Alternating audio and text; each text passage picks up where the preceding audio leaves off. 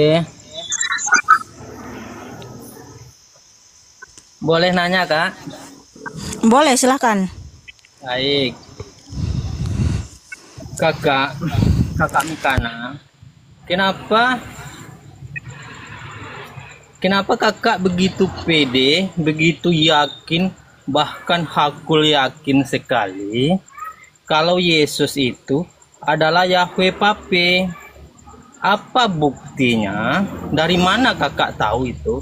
Sementara ini kan, kalau tentang perjanjian lama, tentulah yang mengerti adalah orang-orang Israel, Bani Israel itu sendiri. Mengapa, pertanyaanku, mengapa hampir 100% Bani Israel tidak mengakui tentang ketuhanan Yesus? Karena di dalam kitab perjanjian lama, dalam Keluaran 9:14,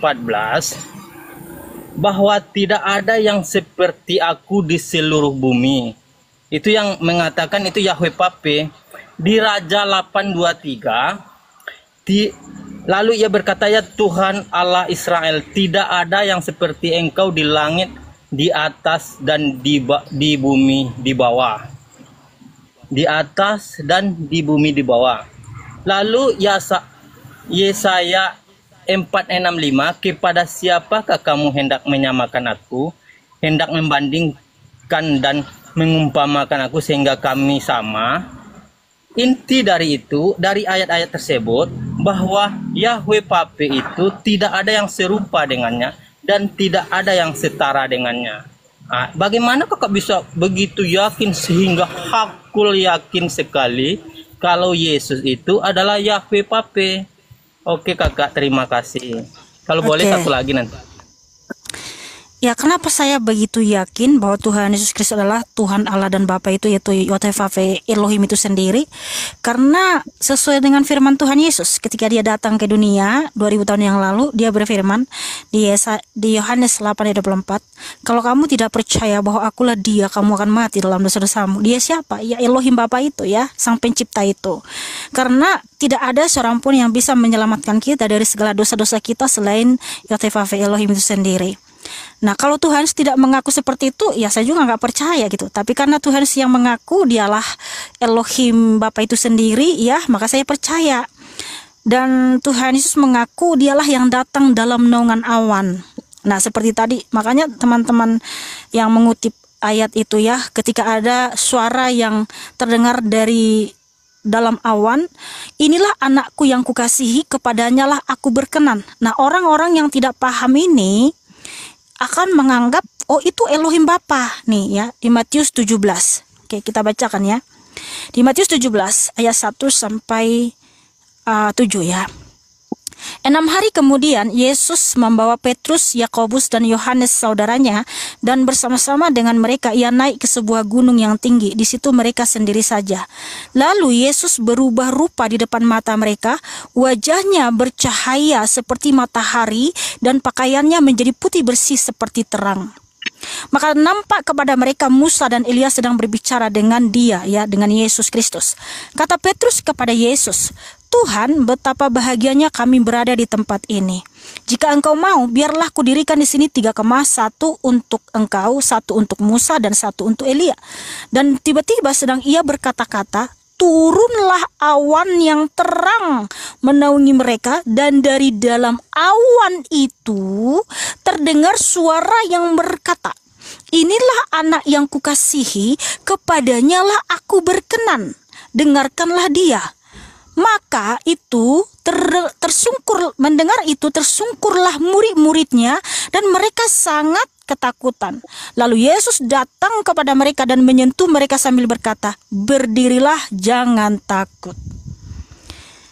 Nah, di sini kan ada firman Tuhan tertulis, ada suara yang terdengar dari dalam awan. Berarti kan Tuhan turun dalam naungan awan ini. Betul ya teman-teman ya? Benar ya? Nah, sementara Tuhan Yesus mengaku di Markus 16. Markus 16 lagi. Markus 14 ayat 62. Dialah yang datang dalam naungan awan. Loh,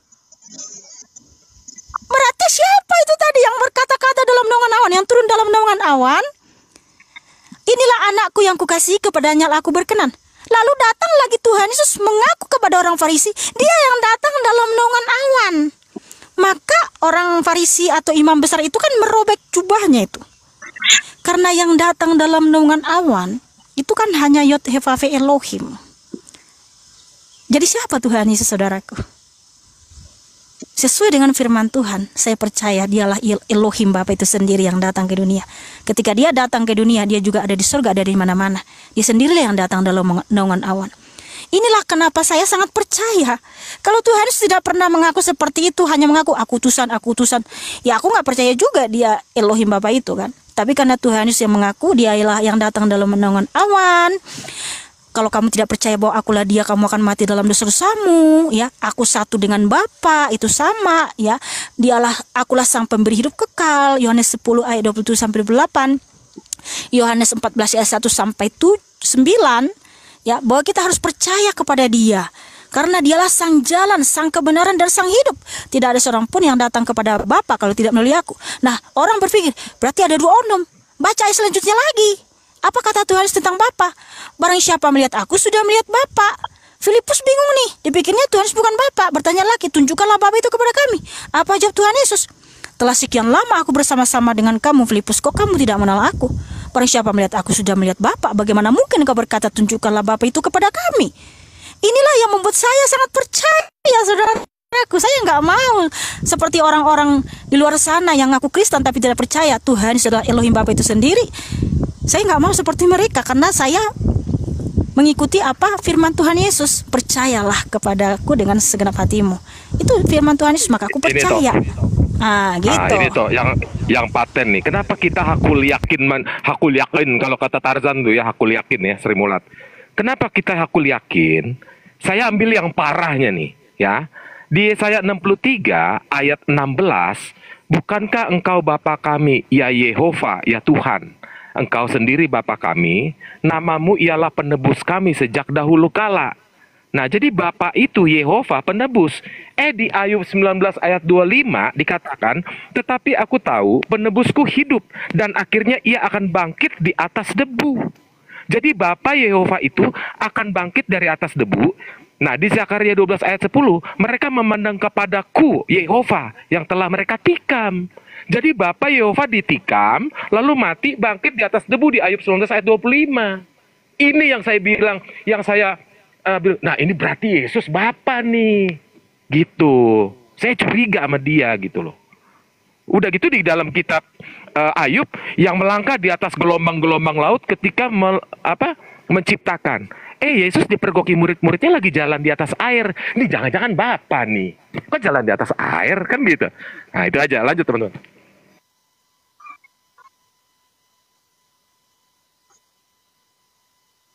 Baik. Ya, Perawati ada yang mau ditambahkan?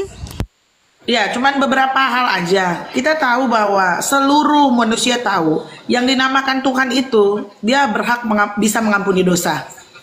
Nggak ada malaikat nggak bisa ngampunin dosa, manusia nggak bisa ngampunin dosa, nabi nggak bisa mengampuni dosa. Dia mengampuni dosa hanya Tuhan. Ya, Tuhan Yesus melakukan itu. Dia mengampuni dosa ya selagi dia masih ada di dunia.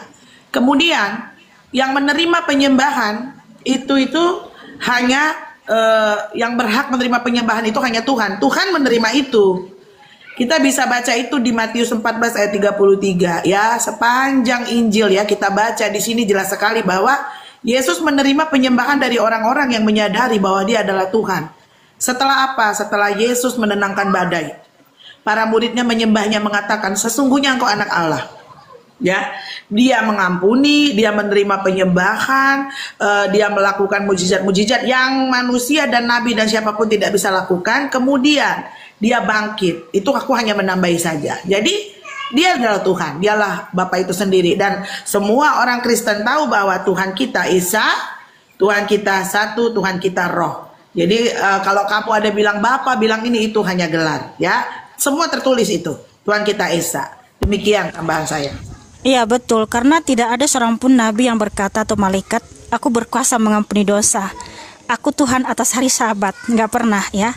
Di Matius 9 Tuhan berfirman dia berkuasa mengampuni dosa. Di Matius 12 ayat 8 dia adalah Tuhan atas hari Sabat. Gak pernah ada nabi yang berkata seperti itu. Gak pernah ada malaikat yang berkata seperti itu. Aku berkuasa mengampuni dosa, akulah Tuhan atas hari Sabat. Yang boleh mengaku seperti itu hanyalah Tuhan Allah pencipta langit dan bumi. Nah, seperti itu saudaraku Rijal. Kak, baik.